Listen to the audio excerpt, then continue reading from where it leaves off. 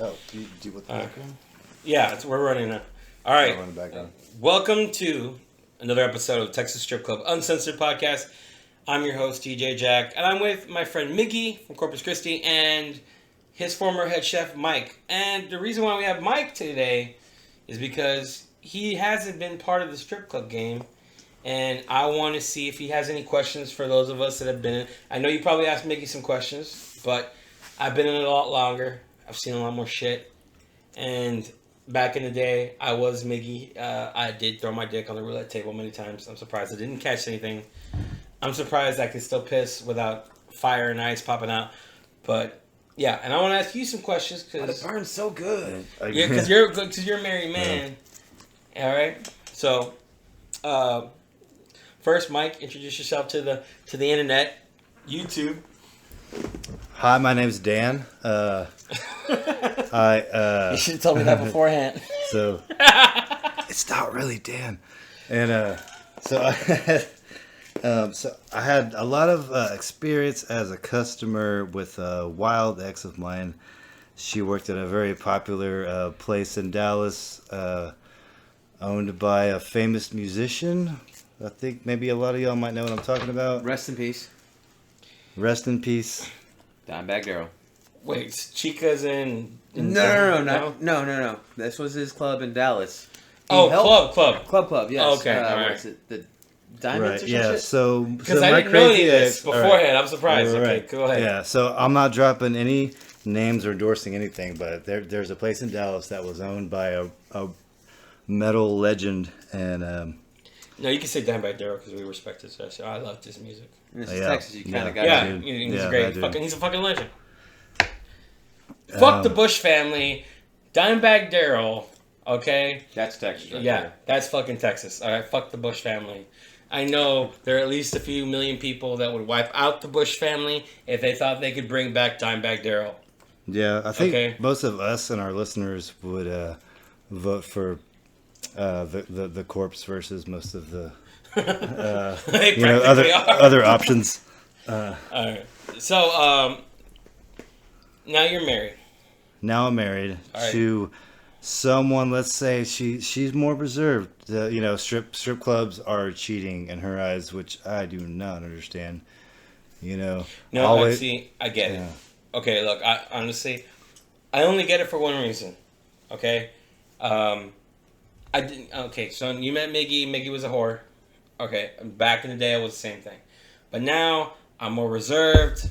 I'm trying to find a woman, and it's kind of hard for me to meet anybody because once I tell them what I do, here's a classic. Here's a classic story that I like to tell people as a prime example. It was years ago. I had quit the landing strip for a second time. I was downtown 6th Street. It was Halloween.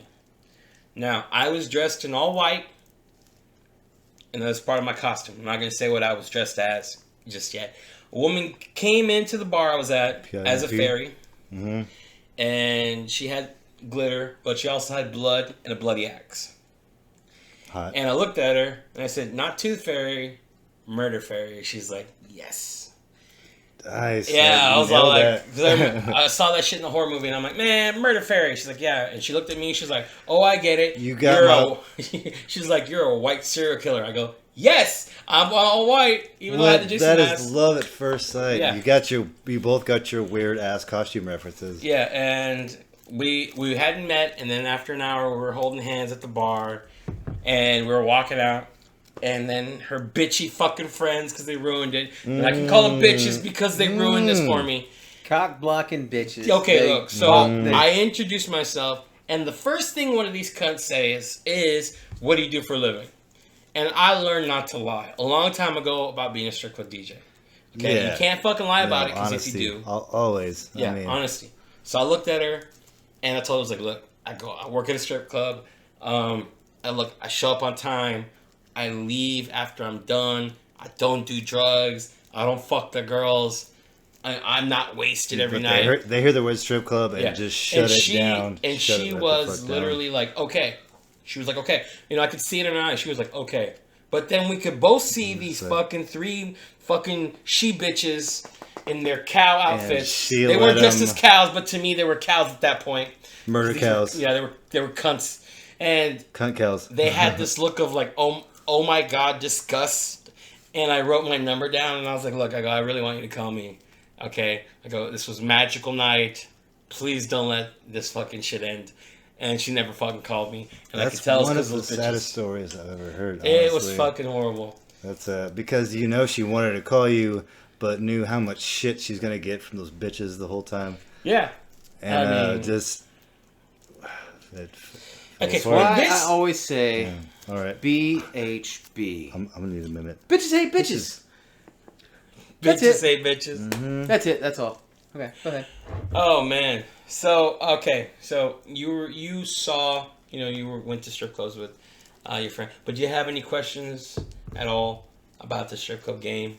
I mean, because you were a customer, you wouldn't actually work there. And I don't know if Miggie ever told you Right. if there's things that we went through. Yeah, I mean, I'm not the average customer. You know, I used to go on the sly, and I really liked, like get to know the girls, talk, hang out. It's not just about going and having someone rub on it.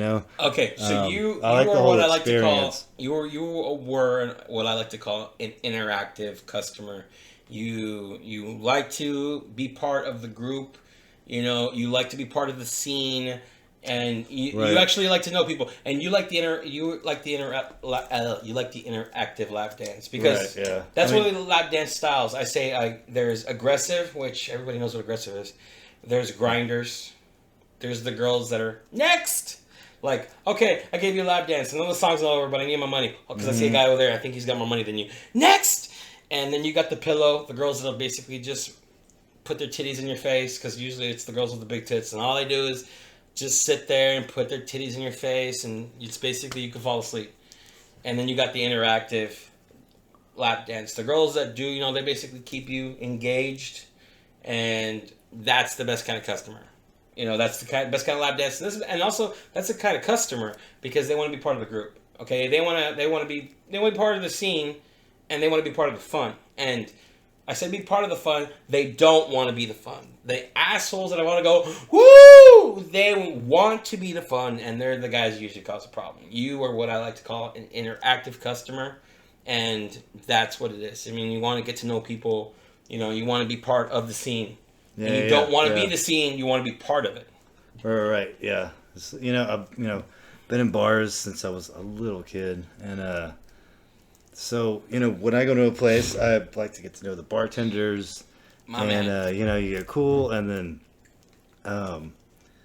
you get to be there after hours sometimes, and so then moving into the strip club scene, it's the same thing but with naked girls, and they could be awesome, or I mean, if the girls suck, then it's just, I mean, they might be naked and hot, but it's just no fun because I mean, you're there to have experience and hang out, and they're just oh my god, I'm so bored, that's just They just give you that routine dance, that fucking they're not even looking at you. They're just fucking going through. That's the what I like to moves. call the board dance. They're bored. Yeah. No matter what, they're all looking at their phone. They're looking around, not looking for anybody in particular. They're like strippers getting a lap dance on ADD or ADHD, HD, ESPN, whatever. You can't hold their attention no matter what. You could slap their face with money, and they're still 5 seconds later, whoa, something shiny. Yeah, it's the bored lap dance. But then, being that involved on the flip side, when you're married and you go in and you're looking for human connection, be it, let's say you're not going to get laid, you're just looking to hang out with people, have a good time. But in that kind of setting, with that kind of attitude, I mean, if you meet someone and y'all just click, which has happened before, then, and you're all messed up on your birthday, I'm not going to say that ever happened or whatever, but, and when you try to go home with them and then your wife finds out, and it's just it can be a bad deal. It can be a bad deal. Especially if you accidentally take them to your house. Yeah, it could be a bad deal. I might have fucked up, but not that bad. And also, I did not sleep Okay, did not sleep. with them. Well, no, I slept not with someone else. But. Okay, you're not narrowing it down, but you're making it too damn wide, dude. And he's also I did not. got another situation. He did not commit a crime. He did not put any penis in any other thing at all. Okay. He did not commit a crime. The intention was there, and that is cheating. We know. According to okay. According to your wife. According to me, I don't. Oh, your wife. Yeah, your wife. I don't believe. Okay, look. Everybody has intent. Sometimes, okay, because it happens. Mm-hmm. I mean, look at Miguel. If Megan Fox was here, and she said, "Throw these motherfuckers off the third-story balcony," we'd go flying off the balcony in second. Sorry. Hopefully landing and breaking our legs and not smashing our faces on the concrete. Sorry, MGK, but yeah, if given the chance, I totally would. Fuck Machine Gun Kelly. Okay. I don't even like... I don't like Megan Fox because she's such a shitty actress, but I would fuck her on top of his dead body. That's how much his fucking shit music bothers the fuck out of me. Anyway. I like his music. Thought that they were fuck together, his music. Whatever. I fucking like his music, and I would totally... I don't know... Anyway, so wait, so where you were in the Dallas strip club scene? You went there before? Yeah, back in the day when we were crazy. I mean, we went to the swingers clubs up there. That's a whole nother story.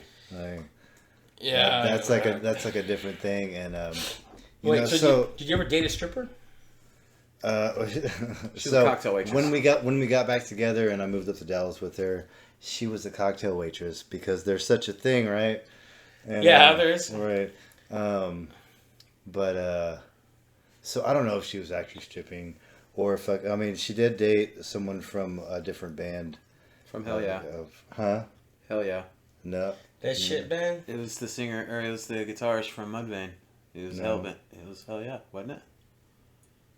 Oh, is that the same dude? Yeah. I thought it was the bassist from Helmet. It's from Hell Yeah. He was the bassist for... Helmet. No, for Mudvayne. Anyway, we'll get that figured out. Not that it matters. I don't give a shit. But, she was getting played like the bass guitar. That's all we're gonna say. Right.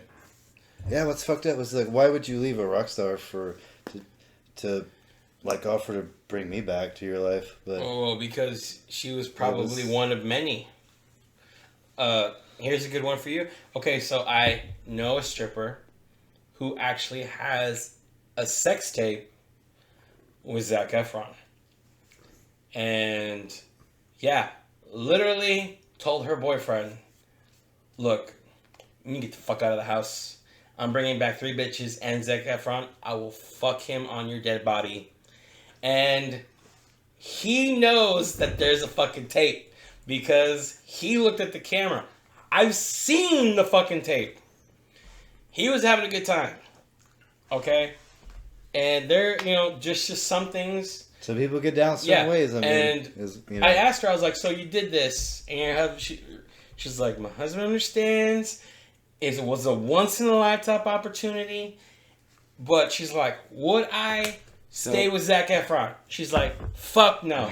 I wouldn't stay with the man because, look, he made a joke about fucking, like, literally this is what he said. He did not mean for it to be taken seriously. He said, hey, maybe I would like to take the 4 of you back to my, take the 4 of you back and have some fun.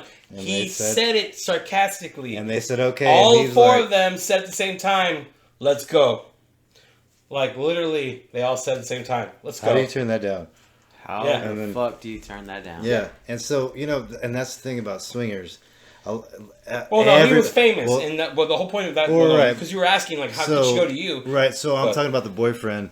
So everybody says, and I was the same way with the whole swinger lifestyle. Like, oh, I could never do that. I could never do that. But once you start looking into it, then you start talking. It actually helped us get to know each other more and our boundaries, or if we even fucking had any, because we'd been together a long time. And, like on and off, like 8 years at that time or something like that. Yeah. And, man, once you start getting into it, then and you start knowing each other more and trusting each other more, sex isn't the deal breaker. It's not the end of all worlds. It's just, something that you do. And, so I could understand that. I actually dated a girl that became, Miguel, I've told you a story, right? Became an escort while we were dating. Yeah, tell me about that. Yeah, no. So it was. Did you know about it? No. See, the thing is that we worked together at a place called Stilettos? No. Exoticas in Far, Texas, and at the time we had Oh, you've been there before? Yeah, okay. I like that place. Yeah. Well, it's not there anymore. Really? Yeah. I'll get into later what happened. But so here's the issue. I was a barback. I wasn't DJing there yet, and we had basically the same days off because she worked nights, I worked nights, and I was like, one day I was like, look, I go, we have chats in the parking lot. Let's go out on a date, and we went on a one date, and it took about another 2 weeks before we could go on another one because certain customers were like, look, I want to be in town, on these days. So, because it was during the time we were dating. It was during wintertime, so winter Texans were coming in. So guys were basically calling her and being like, I'm gonna be here that day. So it was basically a 6-week period before we went on our third date, and during that time, she'd gotten a really complicated offer, which gotta get into in a second. And we're on a third date. She's like, I need to tell you something because I think you're cool, and I don't think you're gonna judge me. And I was like, okay, what is it? And she goes, I'm an escort now. And I was like, first off, am I paying for this? And she's like, no. She's like, I'm not gonna charge you. Weren't you? I mean, yeah, I was like, you're a stripper, right? I guess everyone is to a certain extent. Well, and to break it down for you, this is actually what happened because she told me. She met a guy. Obviously, he was getting lap dances, and then he got drunk, and then offered her amount of money to do something, and she's like, "Okay, fine, I'll do it." He's like, "Are you serious?" Because he asked her several times, "Are you sure?" Because I'm going to pay you for this. And what he was into was jerking off in a tub and having somebody shit on his chest. While so he could bust a nut, and while he's coming, he wanted her to piss on him. A little specific. Yeah, well, that's what he wanted, but he'd give her $2,000.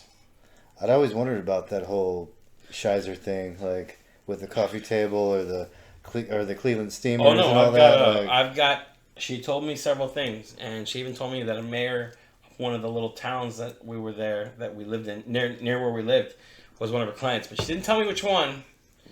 But that's what she told me. Anyway, so I'm sorry to interrupt. I just always wondered, like, how far down the rabbit hole will I go? Like, I've gotten to feet. I don't think I'm going to get into shit, but my life's not over, so you'd be surprised. What happened is that after it happened, he told her, he's like, look, I have a group of friends, and we all know each other because of this one girl that used to do service all of us for our particular, proclivity. Mm-hmm. And if you want, she's retired now, you can take her place. And she's like, well, how much? And that's when they started talking. Each guy was a little different than the other. The guy with the tub, the first guy was actually the cheapest one because he would give her $2,000 to do that. That's where I thought this was going. And she had one guy that wanted a blowjob while he was eating her shit and drinking her piss. But it was like $3,500. And I asked her, I was like, so how we can never make shit like that? Yeah, because we're not women and we're not willing to do that. Well, anyway, but see, the thing is, she would have to shit into a fucking bowl and then pee into a glass, and she was all like, yeah, but she's like, you have to understand, that blowjob is like 3 minutes long. He starts eating and drinking that shit, and he comes like that, and then I walk out the door with $3,500. I feel like I've done worse things for money. And then there was but hold on, the worst thing she would do was there was one guy that actually wanted to fuck in shit and piss. So what he had a system down. They laid down a tarp. They would wear goggles, because you don't want that shit in your eyes. right? That's how you get pink eye. Yeah, and then they'd wear one of those little fucking painter masks, over their face and their nose, so they, none of that shit would get into their mouth and nose. So she would shit and pee right on there. And she's like, the moment I did that, he was getting hard. And then he would lay on the shit and piss. And they would start fucking. But she's like, it would be 2 minutes. And it was $10,000. And I feel like every time I meet a douchebag that's a real pain in the ass, I'm just going to picture that. Because all these guys were really nice. Real tedious stuff. All these guys were real nice. Well, to her, yeah. Yeah. Well, but what are they like in real life? Who knows? All I know is they all have on the upside, money. They're not, because of sexual freedoms and stuff that are, they were all married. But because people are more open to things like that, and there's more access to, maybe I like this kind of stuff.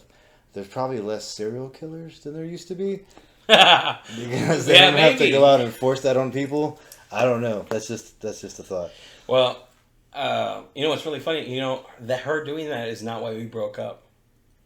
I got the job being a DJ there one night a week, and these guys were all married, and these guys were all rich, so they could only do it during the day when I was usually sleeping because I would work nights. And she's like, okay, I'm not working as a stripper anymore because I've got to get up and I've got to be flexible for their schedules. And yeah, we broke up because we had no time for each other. Yeah, basically she got a day job. Yeah, and we broke up because we had no time for each other. And she bought a house in 6 months. I bet. Yeah. No, she did. Yeah.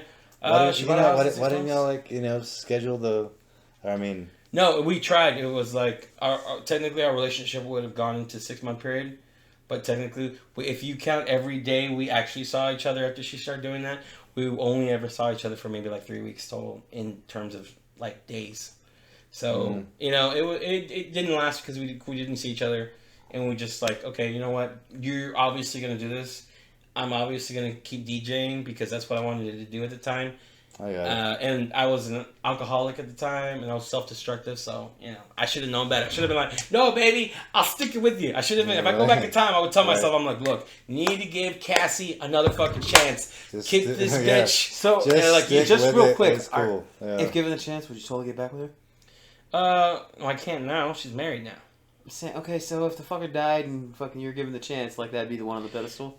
Yeah, shit, I don't know, man. It's been like fucking 15 years. I don't even know what we're like now. But that's the thing. I don't know. If she was still the same cool person she was... So, no. The amount of time does not matter with the whole pedestal If she was still the same... well, obviously no pedestal. To a certain extent, but... Obviously no pedestal for me because if she wasn't the same person that I knew, and obviously I'm not the same person that she knew either, because I'm very different than I was before. So... it's just how it is. I like this. This is over conversation about all this. This is a good one. I like this because it's just a lot of information, and that's what thing. It's just open conversation, Joe Rogan style apparently. I thought this was gonna go in a whole different direction, but I learned a lot. You learned a lot. I did too. They were gonna talk about me, and now here I am. Talking about shit. Yeah, talking about shit and piss. Yeah. No, respect to her for doing. She went the extra mile to make that extra buck. Because what's different between ordinary and extraordinary. That little extra. Yeah. That little bit extra. She bought a house in. That's crazy. I was just thinking about that the other day. The ritzy part of town. I'll bet. Yeah. Her house is on 4 acres and it's 5 bedroom, 4 bath. I got an invite to the fucking housewarming party. That's what I fucking. So that's how y'all are still in contact? No, we were friends for a while, and then towards my really, really self-destructive phase, she was one of those people that kept telling me, like, you gotta stop drinking, you gotta stop. Because at one point, I was drinking, like, I'd get up in the morning, I'd have 2 fingers of whiskey just to start the day. And I cannot remember.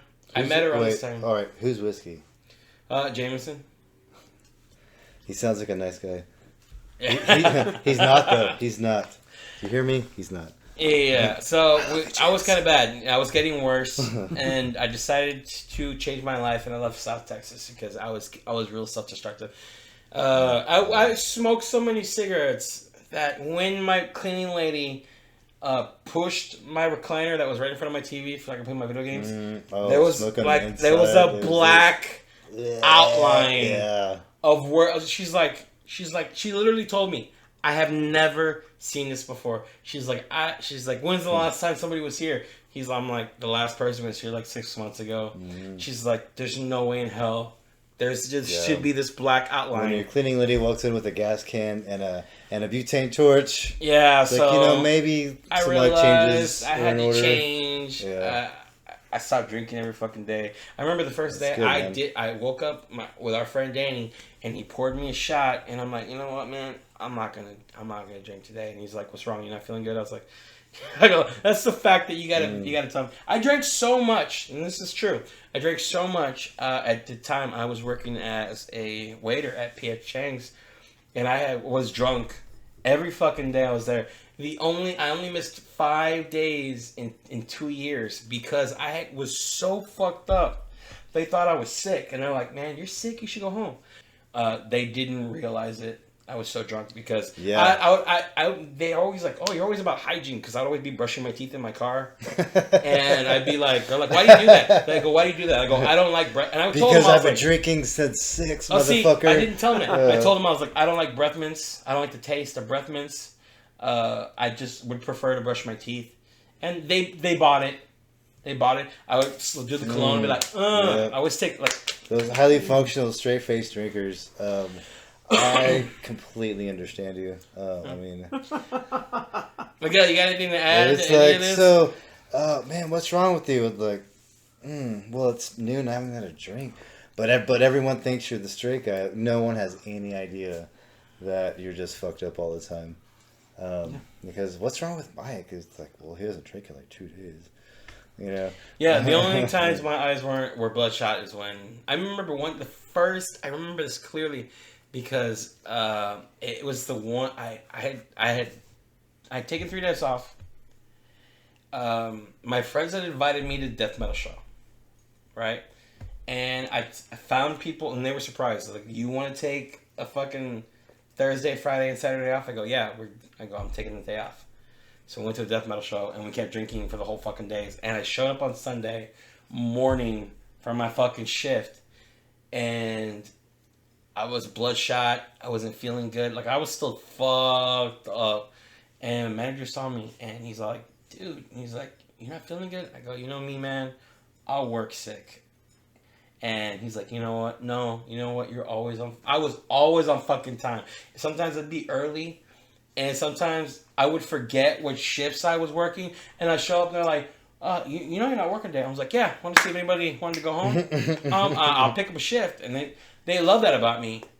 Yeah, they love that about me. And because they didn't realize I forgot I wasn't supposed to be there. And you just had a really damn good answer. Yeah. I'm like, I'm here to pick up a shift. Ladies and gentlemen, everybody that's listening, just if you're ever that fucked up and you show up to work on a day off, just go in there, hey, does anybody want the day off or whatever? That's a good life. I was one of the only people besides the chef.